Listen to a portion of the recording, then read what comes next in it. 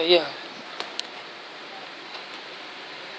10 buwan na akong hindi natutulog kasi naman ang ingay ng aming kapitbahay.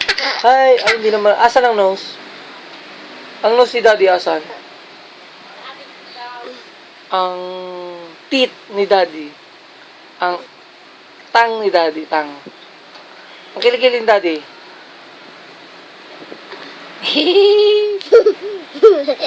What is your name, Jeyus? Adance ka daw muna. Why, Joda? Gimme.